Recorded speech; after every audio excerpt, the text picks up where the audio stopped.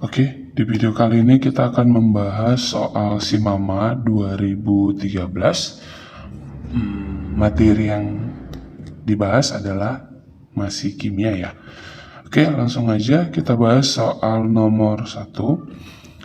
Reaksi antara larutan dan gas halogen berikut dapat berlangsung kecuali. Nah, ini adalah materi dari halogen. Jadi, untuk menjawab soal nomor 1 ini, seperti ini. Jadi terlebih dahulu, kita urutkan terlebih dahulu unsur halogen ini apa-apa saja. Jadi halogen ini adalah F, Cl, Br, I. Pilih Charles Bronson, idaman Ati. Satu lagi Ati ya. Oke. Nah, ini F2, Cl2, Br2, I2. Jadi kalau pertanyaannya adalah dapat berlangsung kecuali. Nah, kalau dia yang dapat berlangsung, berarti yang atas ini, nanti dia yang atas, ini dia bisa mengusir, mendesak. Jadi dia mengusir, mendesak, mereduksi, mengendapkan, ya kan? Mengendapkan unsur di bawahnya. Jadi mengendapkan atas, mengusir bawah, gitu deh kita buat ya. Jadi atas bisa mengusir bawah. Nah, yang atas ini dengan catatan dia harus unsur bebas. Jadi di sini dia unsur bebas, sedangkan yang di bawah ini dia boleh berupa ion atau senyawa. Seperti itu. Nah, berarti F bisa mengusir Cl, bisa mengusir Br, dan bisa mengusir I. Seterusnya. Oke, kita coba yang A ya. Nah, yang A katanya larutan KCl dengan gas F2 atau fluorin. Berarti reaksinya gini. F2 ditambah dengan KCl menghasilkan. Nah, unsur bebasnya siapa? F2. Jadi ini termasuk dalam unsur bebas. Jadi unsur bebasnya F2, ion atau senyawanya ini yang KCl. Berarti F2 mengusir Cl. Bisa nggak F2 mengusir Cl? Bisa, karena F2 di atasnya. Berarti hasilnya adalah Kf ditambah dengan Cl2. Jadi unsur bebasnya untuk senyawa, yang senyawa ion kloridanya menjadi unsur bebas. Berarti bisa berlangsung ya. Oke, yang B, berarti di situ adalah Br2 ditambah dengan KCl. Berarti ini siapa mengusir siapa? Br2 mengusir Cl. Berarti Br2 mengusir Cl bisa nggak? Nggak bisa, karena Br2 di bawah dari si Cl. Berarti ini artinya tidak dapat berlangsung. Seperti itu. Jadi kalau ini Cl mengusir I, bisa nggak Cl mengusir I? Bisa kan? Cl mengusir I, karena Cl di atas. Br mengusir I, bisa nggak Br mengusir I? Bisa, karena Br di atas. Cl mengusir Br, bisa Cl mengusir Br, karena Cl-nya di atas. Maka jawabannya adalah yang B. 2. Apabila tekanan osmosis sel berkurang, maka sel menjadi hipotonis dan menyebabkan cairan sel keluar dan mengisi ruang antar sel. Kondisi ini merupakan penyebab terjadinya busung lapar yang disebabkan oleh kekurangan. Oke, ini adalah topik makromolekul ya. Terjadinya busung lapar.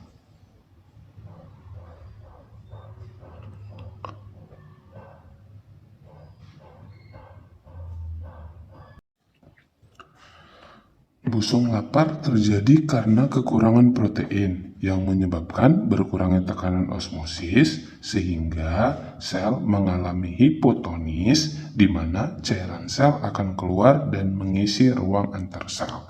Sehingga jawabannya sudah jelas ya, berarti adalah si protein. 3. MgOH 2 kali, dan AlOH 3 kali adalah zat yang dapat digunakan untuk menetralkan asam lambung. Jika massa masing-masing zat tersebut sama, zat yang paling dapat dinetralkan asam lambung paling banyak adalah... Nah, soal nomor 3 ini tentang penetralan. Jadi di sini dia bilang adalah dapat dinetralkan. kalau dikatakan dapat dinetralkan, ini berarti tentang yang namanya penetralan. Kalau dikatakan penetralan, ini sama dengan titrasi. Jadi berarti ini titrasi asam dan basa gitu ya. Nah, kalau dia titrasi asam basa, berarti rumusnya itu nanti grek asam ini akan sama dengan grek basa. Artinya nanti yang dinetralkan jumlah asam sama basanya itu sama. Atau nanti rumusnya itu yang asam itu boleh M1 kali V1 kali valensi asam sama dengan M2 kali V2 kali valensi basa. M kali V ini adalah mol, berarti ini adalah A valensi asam, banyaknya H.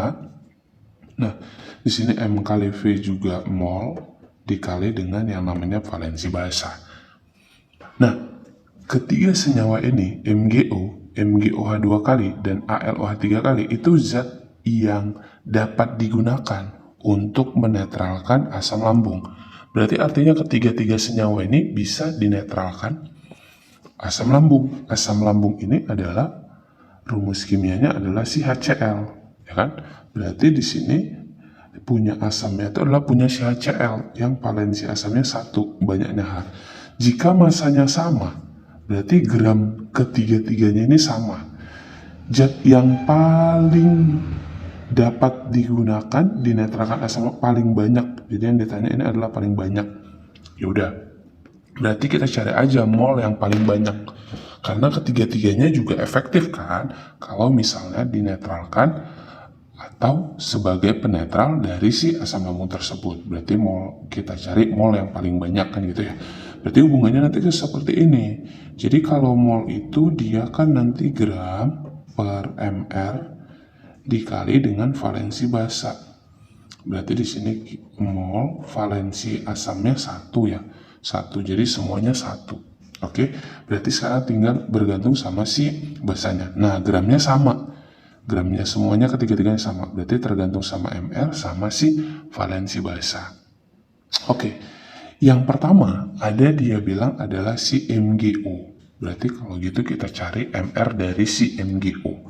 Nah, mencari MR dari yang namanya MgO, berarti kita harus tahu AR dari Mg itu sebesar berapa. AR dari Mg ini adalah sebesar 24. Berarti kali 1, berarti 24. AR dari CO ini adalah 16, berarti ini sama dengan 40. Nah, AR ini udah ketetapan ada di sistem periode unsur ya. Kemudian MR dari si MgOH 2 kali, berarti Mg itu tadi 24 ditambah, itu tadi 16 kali 2, berarti 32 ditambah ARH itu 1 kali 2, berarti 2. Ini sama dengan 58 ya, 58. Kemudian MR dari ALOH 3 kali. Berarti di sini AL itu AR-nya 27 ditambah O itu 16 dikali 3. 16 dikali 3 itu adalah 48. Kemudian ditambah 1 kali 3, berarti ini 3, berarti ini sama dengan 78. Oke. Nah, berarti MR-nya udah ketemu, sekarang B itu adalah valensi basa. Jadi kalau OH itu valensi basanya 3, kalau MgOH ini adalah valensi basanya 2. Kalau MgO, jadi karena MgO ini adalah oksida basa, jadi kalau ditambahkan air, dia akan membentuk MgOH 2 kali, sehingga ini juga valensi basanya sebesar 2. Jadi sama-sama seperti MgO. Ya udah, kan gramnya sama. Berarti tinggal MR per ini ya, tinggal MR sama B-nya. Berarti misalnya yang A, kita cek ya, yang A. MgO berarti molnya sama dengan gramnya ini sama per MR-nya berapa? 40, valensi basanya berapa? 2. Ini habis ya. Oke. gram per 20. Itu untuk yang A.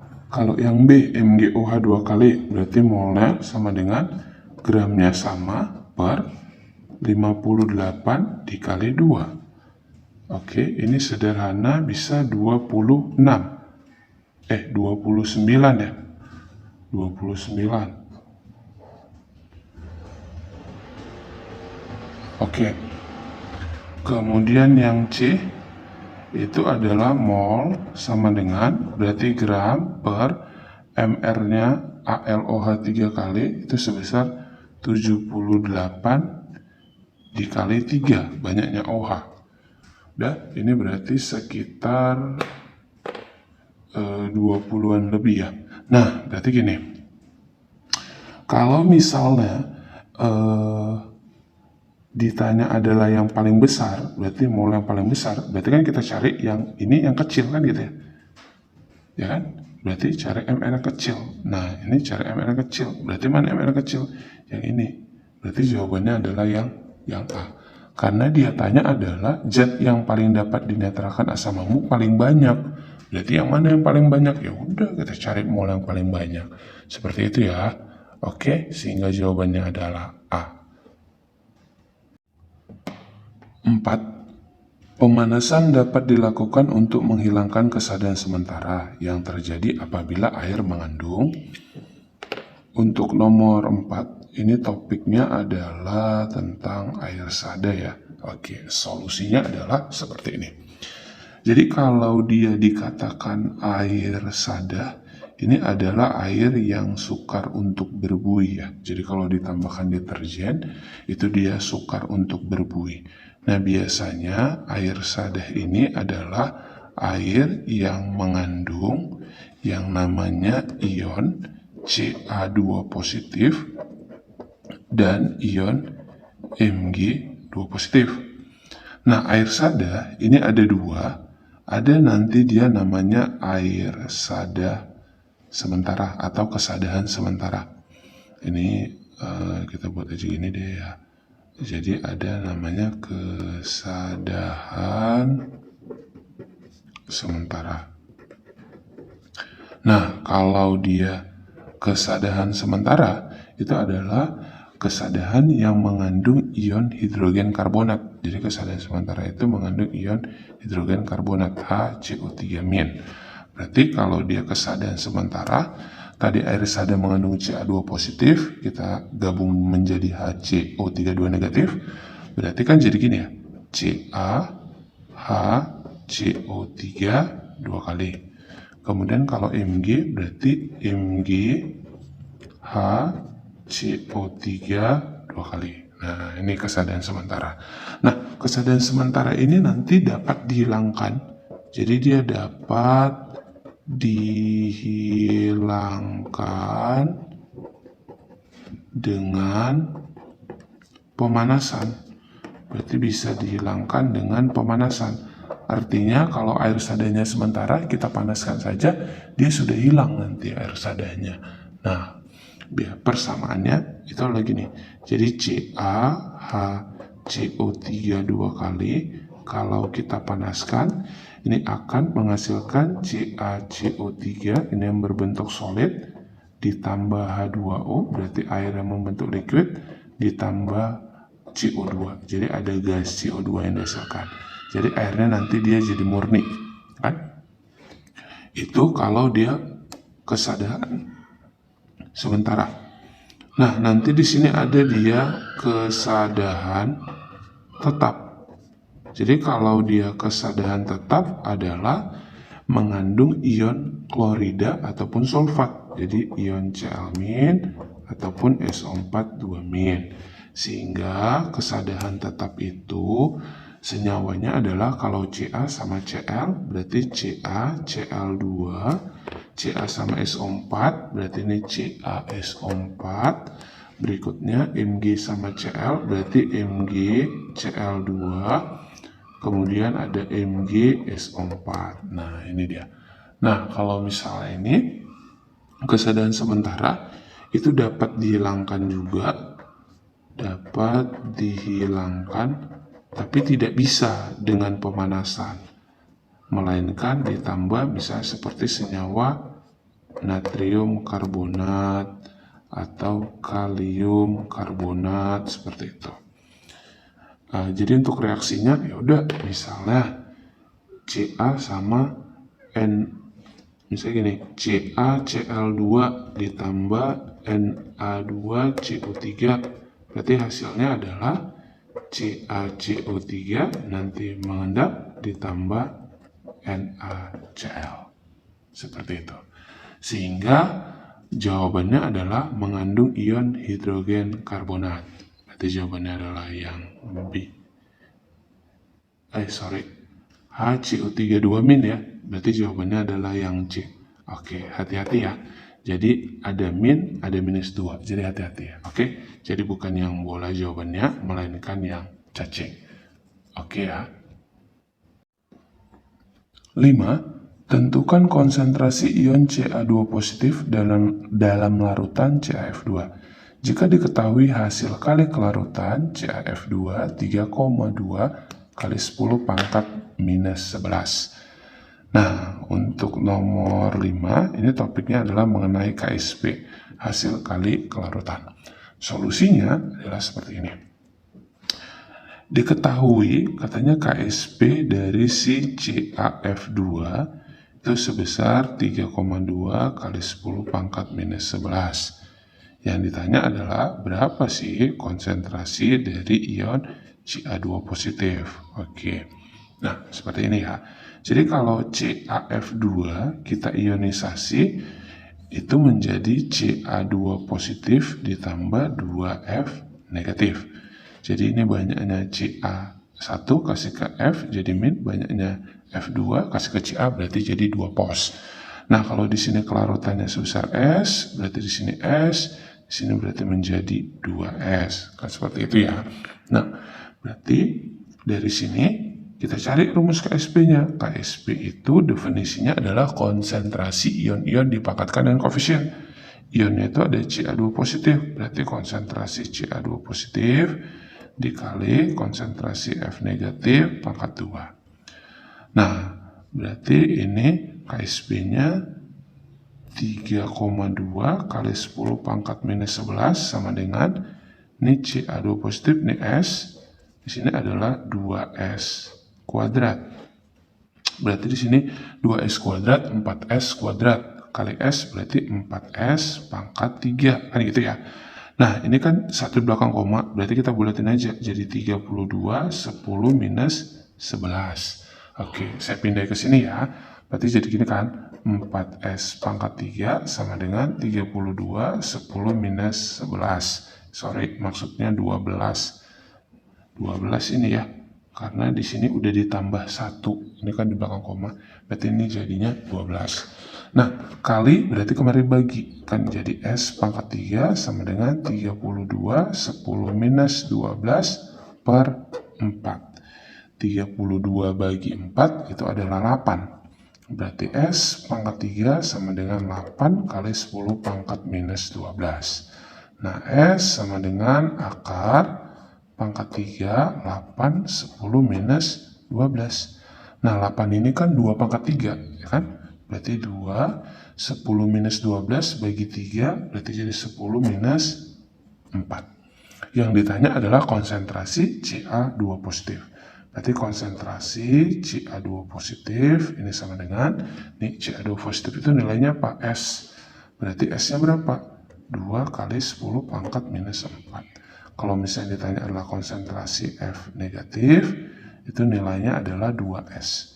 Berarti 2 kali 2, 10 -4. Berarti jadi 4, 10 -4. Seperti itu ya. Sehingga jawabannya adalah yang A.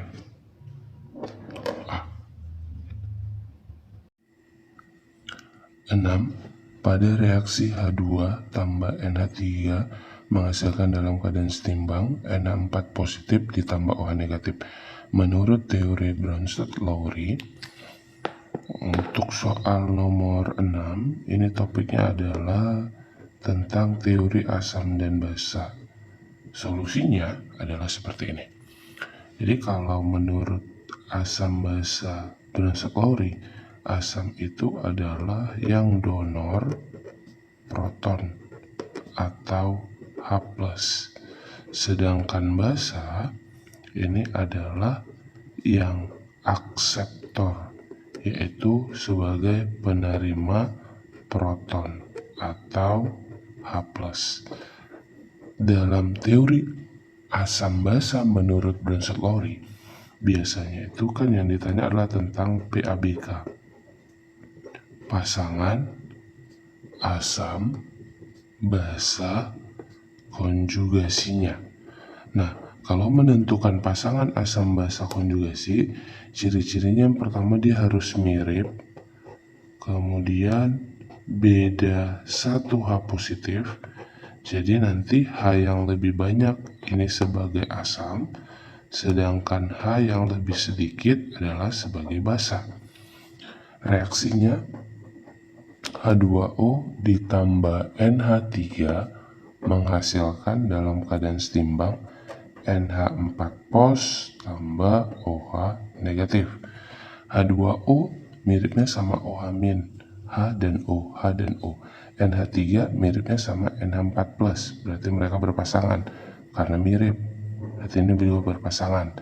Ini hanya 2, ini hanya 1, berarti H yang banyak itu asam, berarti di sini asam. Di sini hanya lebih sedikit, berarti basa konjugasinya. Kemudian di sini hanya 3, di sini hanya 4, berarti ini hanya lebih sedikit, maka dia basa, berarti sini adalah asam konjugasinya. Nah, kita cek. H2O bersifat basa, salah. H2O sebagai asam.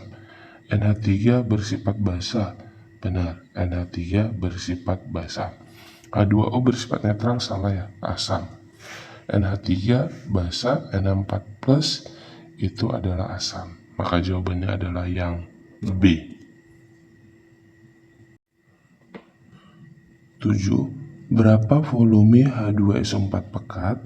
Persen masanya 49 dengan massa jenis 1,3 kg per liter, MR-nya 98 yang diperlukan untuk memperoleh 65 ml H2SO4 dengan konsentrasi 0,05 molar. Untuk soal nomor 7, ini topiknya adalah mengenai pengenceran. Solusinya adalah, nah, kenapa ini dikatakan pengenceran? Karena dibilang berapa volume H2SO4 pekat. Berarti dari larutan pekat kita mau membuat konsentrasinya menjadi 0,05 m. Berarti ini konsepnya adalah tentang pengenceran. Karena ciri-ciri pengenceran itu adalah adanya ditambahkan air. Berarti kalau pengenceran itu ditambahkan yang namanya air atau larutannya itu dari pekat berubah menjadi encer, atau larutan yang konsentrasinya tinggi berubah menjadi larutan yang konsentrasinya lebih rendah. Oke, kita buat dulu ya diketahuinya. Persen masanya, berarti ini adalah diketahui persen masanya itu 49, Rho-nya massa jenisnya 1,3 kg per liter, MR-nya 98. Yang diperlukan untuk memperoleh, berarti ini untuk memperoleh artinya hasil. Berarti ini sebagai volume kedua, 65 ml. Konsentrasi yang kedua 0,05 molar. Rumus pengenceran itu adalah M1 kali V1 sama dengan M2 kali V2, atau dari larutan pekat menjadi larutan yang lebih encer. Di sini molaritas yang keduanya udah dapat 5, 10 minus 2, ya kan? Ini volumenya 65. Berarti kita cari dulu molaritas yang pertama. Yang ditanya adalah volume yang pertama, karena ditanya adalah berapa volume H2SO4 pekat. Berarti volume yang pertama. Nah, bagaimana cara mencari molaritas kalau diketahui persen massa, Rho sama MR? Jadi rumusnya itu adalah molaritas itu 10 dikali rho dikali persen massa, di sini persen massa ya, per mr dikali dengan volume 1. Ini M2 kali V2. Oke, berarti ini adalah rumus molaritas kalau diketahui rho mr sama persen massa. Berarti tinggal masukin 10 dikali rho-nya 1,3, persen massanya 49, per mr-nya 98 dikali volume 1 yang ditanya. Sama dengan molaritas yang kedua, 5, 10 minus 2 kali 65. Oke, ini 98 bagi 49 habis ya. 2, ini 10 dibagi 2, itu adalah 5. Ini 5 sama 5 berarti habis. Oke, berarti volume 1 sama dengan 65, 10 minus 2 per kali, kemarin jadi bagi, berarti itu 13, 10 minus 1, habis ya, berarti ini minus 1, berarti 6,5 bagi 13, itu adalah setengah ya kan, 0,5, ini 0,5 mililiter. Kenapa di sini mililiter? Karena di sini volume yang kedua adalah mililiter. Jadi kalau volume kedua itu liter, maka di sini liter. Sehingga jawabannya adalah yang B. 8. Suatu larutan penyangga yang terdiri dari campuran CH3COH 0,01 m, Ka-nya 10-5, dan CH3CONa 0,15 m mempunyai pH sebesar 6. Berapa perbandingan volume CH3COH banding CH3CONa pada larutan tersebut? Untuk soal nomor 8, ini topiknya adalah mengenai yang namanya larutan penyangga atau buffer. Solusinya, oke, di sini kita buat dulu yang diketahui konsentrasi dari si CH3COOH itu sebesar 0,01 m atau 10 minus 2 molaritas, kemudian Ka-nya 10 minus 5, molaritas dari CH3COONa ini adalah 15, 10 minus 2 m, ini 0,15, pH-nya sama dengan 6. Berapa perbandingan volume? Jadi sini volume dari CH3COOH, volume dari CH3CONa. Nah, di sini kita misalkan aja dengan X, di sini volumenya Y. Nah, ini adalah membentuk larutan buffer. Buffer itu proses pembuatannya ada dua, ada buffer langsung dan tidak langsung. Kalau buffer langsung yang ditambahkan asam lemah dengan si garamnya. Ini kan campuran asam lemah dengan garamnya, atau yang ditambahkan tuh mirip-mirip kayak tadi benusut lori. Jadi kalau yang ditambahkan mirip-mirip berarti buffernya buffer langsung. Artinya buffer langsung itu bagaimana? Ya udah, berarti kita tinggal langsung masuk ke rumus gitu dia. Tapi kalau buffernya tidak langsung, maka kita reaksikan ngerjainnya pakai MBS, mula-mula bereaksi sisa. Nah, karena di sini dia asam lemah, berarti buffernya adalah buffer asam. Kalau nanti dia di situ ada basa lemah, berarti buffer basah. Rumus buffer asam adalah konsentrasi H positif sama dengan mol asam lemah per mol dari si garam dikali valensi, dikali dengan si Ka-nya. Atau Ka dikali mol asam lemah per mol garam kali valensi. Nah, di sini pH-nya sama dengan 6. Berarti kalau pH sama dengan 6, maka konsentrasi H positifnya sebesar 10 pangkat minus 6. Oke. Nah, rumus mencari mol kalau diketahui M sama V, berarti rumusnya adalah M kali V. Berarti molnya adalah M kali V. M-nya berapa? 10 minus 2. V-nya berapa? X. Berarti molnya X 10 minus 2 gitu ya. Oke, berarti di sini rumus molnya itu sama, berarti mol sama dengan M kali V. V-nya adalah Y dikali 5 sekali 10 minus 2. Baik, langsung saja. Berarti di sini kita langsung H positif, nilai H positif itu 10 minus 6, berarti sini 10 minus 6 sama dengan mol asam lemah, ini asam lemahnya, berarti X dikali 10 minus 2 per mol garam, ini mol garamnya berarti Y dikali 5 kali 10 minus 2 dikali valensi. Valensi itu lihat yang lemah pada garam. Berarti garamnya ini yang lemah adalah CH3COO. Berarti banyaknya di situ 1, maka valensinya 1 dikali Ka-nya berapa? Ka-nya di sini adalah 10 pangkat minus 5. Oke, ini maaf konsentrasinya tadi 15 10 minus 2, berarti ini 15 ya. Nah, ini berarti 15. Oke, ini bisa mati, habis, mati. Nah, ini mati 10 minus 6 sama 10 minus 5 habis. Di sini sisa 10 minus 1, ya kan? Oke. Berarti di sini 10 minus 1 kali 15 berarti 1,5. Berarti sini 1,5 per, berarti sini 1 kan. Oke, karena sini habis tadi 1 kan. Sama dengan X per Y. Nah, dari sini kan kalau misalnya X-nya 1,5, Y-nya 1, belum ada. Ya kan?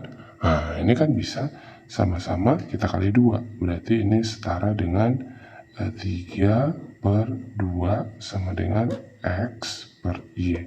Berarti X-nya 3, Y-nya adalah 2. X itu tadi punya CH3COH. Perbandingan volume CH3COH banding CH3CONA. Berarti X banding Y. X-nya adalah 3, Y-nya adalah 2. Sehingga jawabannya adalah 3 banding 2.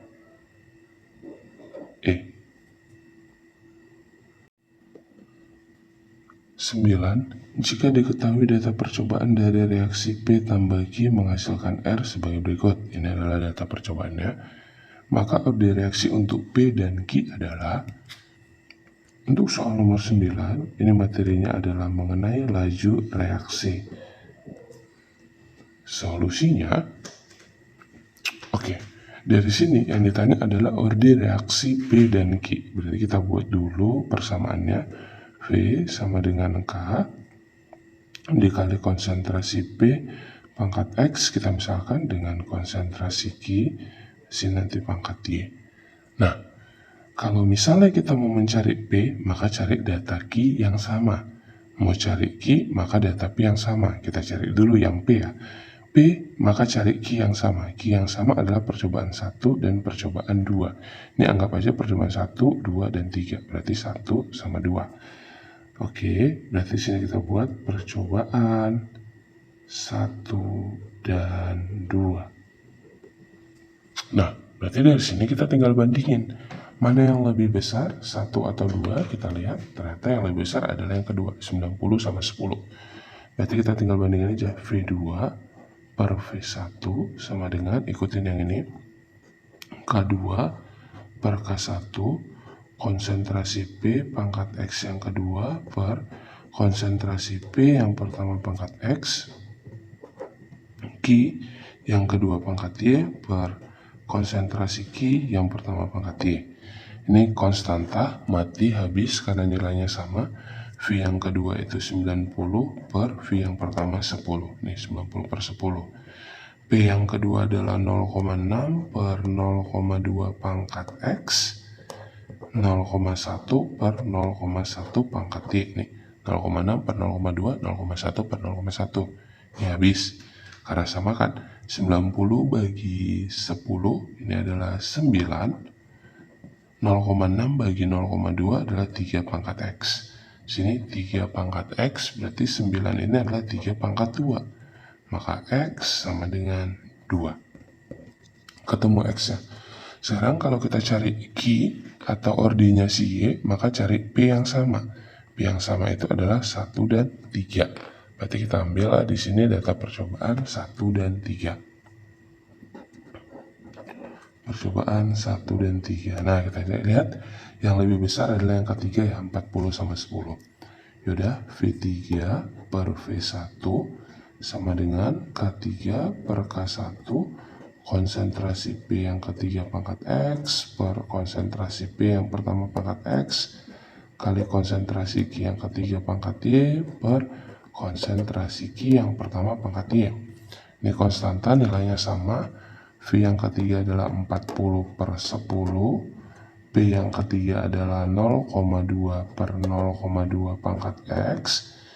Q yang ketiga 0,4 per 0,1 pangkat Y. 40 bagi 10 ini adalah 4. Ini sama habis. 0,4 bagi 0,1 adalah 4 pangkat Y. Dari sini Y sama dengan 1. Karena ini kan 4 pangkat 1 ya. Berarti Y-nya sama dengan 1 nih. Nah, berarti P itu tadi X, yaitu 2, Q itu 1. Berarti 2 dan 1. Sehingga jawabannya adalah yang C.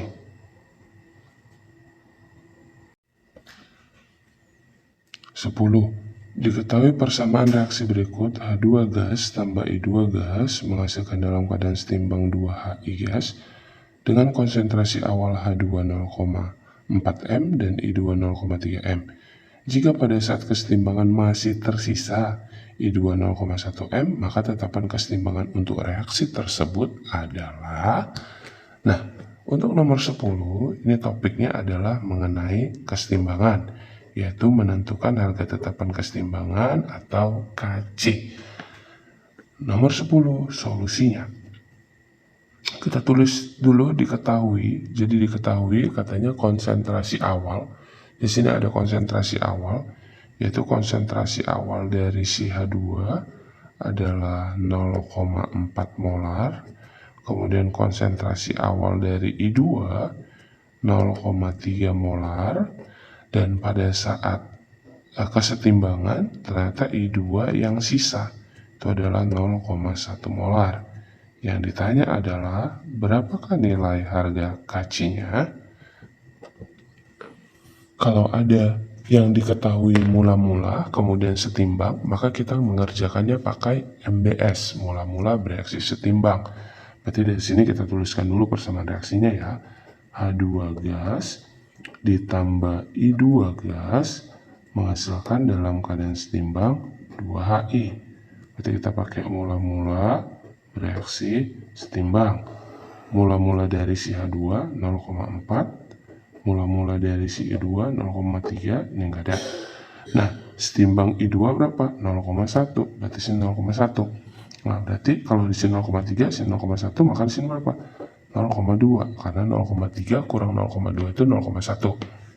Nah, untuk mencari di sini tinggal pakai perbandingan koefisien. 1 per 1 kali 0,2, berarti sini 0,2. Di sini sama 2 per 1 dikali 0,2, di sini 0,4. 0,4 dikurang 0,2, ini 0,2, ini berarti tambah, berarti jadi 0,4.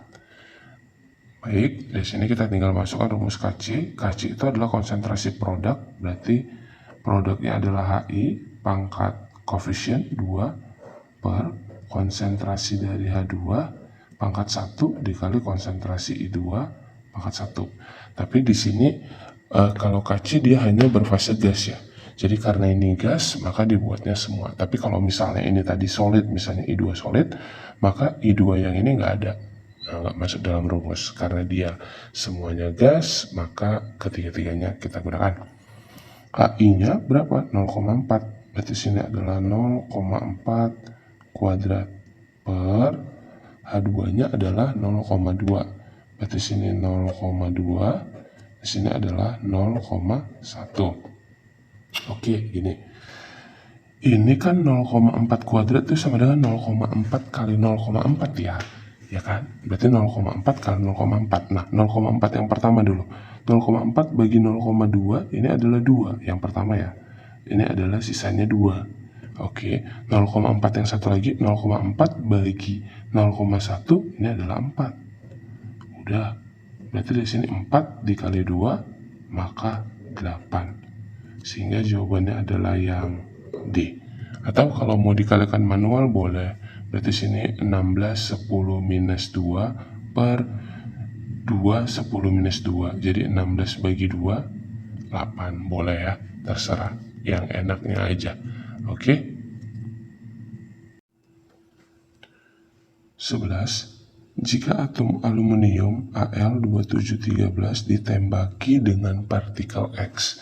Jadi sini ada ditembaki dengan partikel X sehingga menghasilkan isotop fosfor dan neutron. Partikel X yang dimaksud adalah soal nomor 11. Ini topiknya mengenai unsur radioaktif. Dari sini ada kata gini, kalau dia bilang ditembakin, berarti yang ditembakin itu letaknya di sebelah kiri ya. Jadi ada Al 1327 ditembakin, berarti ditembakin oleh partikel X, menghasilkan katanya isotop dari fosfor P ditambah neutron. Nah, sehingga dari sini ini neutron itu nilainya 1 0. Kalau yang dikatakan isotop fosfor, ingat ya, kalau fosfor itu yang memiliki proton yang sama. Jadi dia memiliki proton yang sama.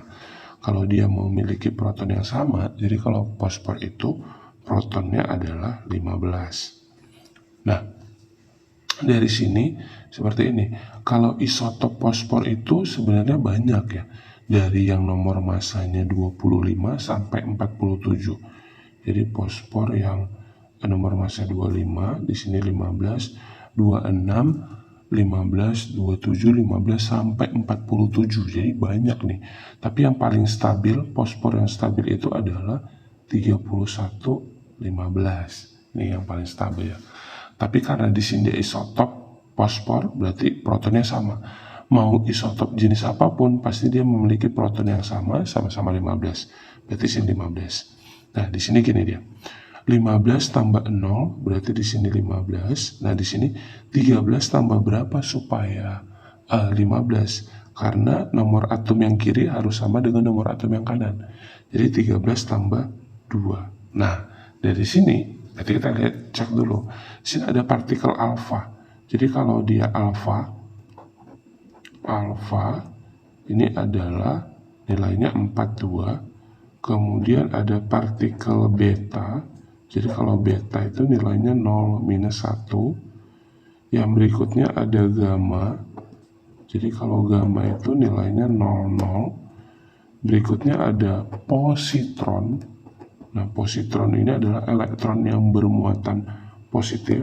Berarti ini 0 positif 1 atau beta 0 positif 1. Yang terakhir adalah foton. Jadi kalau foton ini sama dengan kuantum cahaya. Jadi foton ini adalah kuantum cahaya. Jadi disebut dengan kuantum cahaya, yaitu paket energi radiasi elektromagnetik. Gitu dia. Nah, di sini yang dua mana? Udah ketemu. Jadi yang dua itu adalah si alfa. Jadi udah ketemu sebenarnya jawabannya adalah si alfa. Ini 13 tambah 2 ini 15. Oke. Berarti di sini pasti 4 karena nggak ada lagi yang di bawahnya 2. Berarti 27 tambah 4 ini adalah 31. Berarti di sini berapa? 1 tambah berapa supaya 31? 30. Berarti isotop fosfor yang dimaksud adalah 30P. Nah, gitu kita sesuaikan ya, karena isotop fosfor itu banyak dari 25 sampai 47 tadi saya bilang kan. Oke, jadi kita sesuaikan, tapi yang paling stabil itu ini. Oke, sehingga jawabannya adalah yang A. 12. CH3 3 kali COH adalah contoh dari senyawa. Untuk soal nomor 12, ini topiknya adalah mengenai gugus fungsi. Jadi kalau dia gugus fungsi,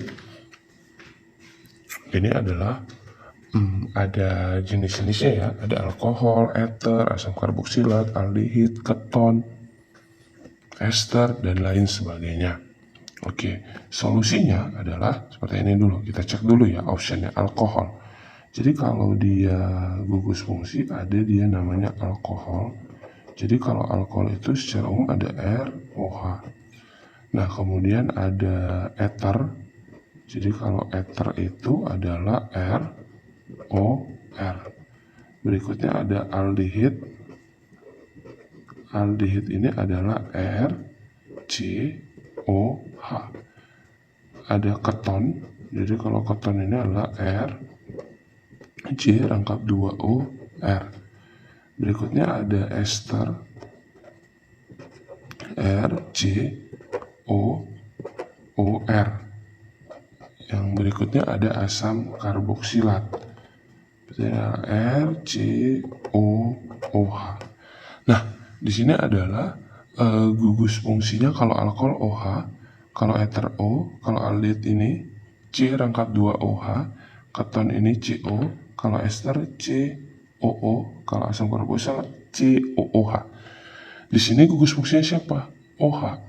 Berarti kalau OH masuk jenis alkohol, sehingga ini salah. Nah, alkohol itu jenisnya ada 3. Yang pertama, ada nanti dia namanya alkohol primer. Jadi kalau alkohol primer, triknya gini aja. CH2 mengikat OH. Berikutnya, ini kalau dari struktur ya. Kalau dari nama itu 1 alkanol. Jadi 1 alkanol. Berarti nanti yang olnya nomor 1. Misalnya kayak 2 metil 1 pentanol. Olnya nomor 1 itu alkohol primer. Kemudian bentuk iso juga. Bentuk iso juga termasuk ke dalam alkohol primer. Isobutanol, isoheksanol, kecuali isopropanol ya. Kemudian alkohol sekunder. Berarti kalau dia alkohol sekunder, triknya adalah CHOH. Yang terakhir ada alkohol tersier. Alkohol tersier ini adalah C mengikat OH. Jadi kalau dari namanya nomor alkil, ini sama dengan nomor alkohol. Jadi misalnya gini, 2 metil 2 butanol. Nah, ilnya nomor 2, olnya nomor 2. Sama. Berarti itu alkohol tersier. Nah, dari sini kan kita jabarin. Itu dibuatnya C mengikat OH. Nih, C mengikat OH, baru C-nya mengikat CH3 3 kali. Berarti ini CH3, ini CH3, ini CH3. Nah, OH-nya mengikat C, ini adalah alkohol tersier. Atau alkohol tersier itu karena C mengikat 3 atom C. Maka dia tersier. Berarti jawabannya adalah yang A. 13. Unsur A dan B dapat membentuk 2 senyawa binar AXBY. Senyawa pertama tersusun dari 14 gram A dan 3 gram B, dan senyawa kedua 7 gram A dan 4,5 gram B. Jika senyawa kedua adalah AB, maka rumus molekul untuk senyawa pertama adalah. Untuk soal nomor 13 ini mengenai hukum dasar ya, kimia ya, yaitu hukum Dalton yang ini. Nah, gini, kita langsung aja buat data yang diketahui. Jadi ada A, jadi sini ada A, kemudian ditambah B, menghasilkan senyawa AXBY katanya. Jadi unsur A dan B dapat membentuk 2 senyawa binar AXBY. Jika senyawa pertama, ini kita anggap senyawa pertama, ini senyawa kedua. Jika senyawa pertama 14 gram A, berarti sini 14, di sini 3, senyawa kedua 7, di sini adalah 4,5. Jika senyawa kedua adalah AB, berarti ini adalah AB. Berapa senyawa yang pertama? Nah, seperti itu. Oke. Baik, berarti gini caranya. Kita boleh ini, kita samain dulu yang A nilainya, atau boleh kita samain dulu yang B nilainya di data senyawa pertama dengan senyawa yang kedua. Nah, di sini kita samain yang ini aja ya, yang data yang A-nya aja, karena ini lebih cantik kan. Di sini 14, di sini 7. Berarti supaya sama yang A, kita samain dulu yang A, berarti ini kali 1 kan, ini kali 1, berarti di sini juga dikali 1 kan gitu. Ini berarti dikali 2 biar supaya sama, 14 kali 1 14, 7 kali 2 14, sini berarti 3, di sini berarti kali 2 adalah 9. Nah, berarti ini A-nya sama, ya kan? Sama-sama 14, berarti sama. Sedangkan B-nya 3 banding 9. Nah, untuk yang B, itu senyawa pertama dengan senyawa kedua kan 3 banding 9. Sederhananya kan berarti 1 banding 3 kan? Kan seperti itu. Jadi sederhananya adalah 1 banding 3. Nah, gini dia. Berarti ini A-nya itu kan dia sama. Berarti untuk senyawa yang ini berarti A-nya, ini misal dulu ya, A-nya sama. Berarti di sini B-nya tadi berapa? B-nya ini berarti AB. Kalau yang di sini A-nya tadi sama kan? Kan ini sama, 14. Berarti ini sama A-nya. Nah, B-nya berapa? 3, berarti ini B-nya 3. Nah, tapi katanya gini, ini senyawa kedua bukan AB3 tapi AB, berarti ini senyawa ketiga adalah AB. Nah, ini kan B-nya 3, ini B-nya 1. Supaya ini 3 menjadi 1, berarti senyawa kedua kita apakan? Kita kali 1/3 kan gitu, biar supaya dia nilainya 1, jadi dikali 1/3. Berarti ini jadinya kan gini, berarti ini jadi 1, ini jadi 1/3, berarti gitu kan. Berarti senyawa yang pertama berarti jadi 1/3, senyawa yang kedua berarti jadi 1. Nah, berarti ini kan jadinya dikali tadi 1/3, berarti kan jadi gini dong. Senyawa pertama jadi udah AB, berarti senyawa kedua sudah AB. Karena ini udah jadi 1, berarti senyawa yang ini adalah jadi A, B, 1/3 kan itu, karena ini B-nya 1/3. Nah, A, B 1/3 itu nggak ada, berarti gimana supaya misalnya sesuai dengan option? Ya udah, berarti senyawa ini caranya adalah kita kali, jadi ada A, B 3, 1/3 maksudnya, kita kali masing-masing kali 3, berarti jadi gimana? A-nya 3, B-nya 1, sehingga jawabannya adalah yang C, gitu ya. Oke, semoga nomor 13 paham. Jika tidak paham, silakan di komen di bawah ya. Terima kasih. 14, ini adalah soal nomor terakhir. Sebuah zat radioaktif memiliki waktu paruh 20 hari. Berapa bagian dari zat tersebut yang belum berdisintegrasi setelah 60 hari? Ini adalah topik mengenai unsur radioaktif, yaitu waktu paruh. Solusinya, nah, kita buat dulu data yang diketahuinya. Katanya memiliki waktu paruh 20 hari. Berarti T setengahnya, ini ada 20 hari. Berapa bagian dari zat tersebut yang belum berdisintegrasi setelah 60 hari? Berarti T-nya waktunya ada 60 hari. Berdisintegrasi itu artinya meluruh ya. Jadi kalau berdisintegrasi itu artinya yang meluruh. Berarti kalau dibilang yang belum meluruh, berarti yang sisa. Itu sama dengan yang sisa. Berarti yang adalah NT. Berapa sih masa sisanya? Karena berdisintegrasi itu artinya meluruh, yang habis. Tapi kalau dibilang yang belum meluruh, berarti yang sisanya. Gitu ya. Nah, waktu paruh itu kan rumusnya adalah seperti ini. NT sama dengan N0 setengah pangkat T per T setengah. NT ini adalah massa yang sisa. N0 ini adalah massa awal. Berarti di sini N0, sini berarti 1/2 pangkat T-nya adalah 60. Berarti 60 per 20, habis ya 3, ya kan? 1 pangkat 3, 2 pangkat 3 adalah 8, berarti N0 sama dengan 1/8. Berarti ini artinya massa sisanya adalah 1/8 kali dari massa awal, atau 1/8 bagian dari massa awal. Berarti intinya ini adalah 1/8 bagian dari massa awal. Nah, karena yang ditanya adalah yang belum berdisintegrasi, maka jawabannya adalah 1/8. Tapi kalau yang ditanya berdisintegrasi atau yang meluruh, berarti kita anggap aja massa awalnya itu 1. Berarti 1 dikurang 1/8. Itu sama dengan 7/8. Berarti kalau yang ditanya adalah yang berdisintegrasi, berarti 7/8. Baik, demikian video kita kali ini, yaitu mengenai soal SIMAMA 2013. Apabila teman-teman merasa video ini sangat bermanfaat, jangan lupa di like, subscribe, dan juga di share ke teman-teman yang lain ya, karena di sini kita belajar bareng. Terima kasih semuanya, sampai ketemu di video berikutnya. Bye-bye.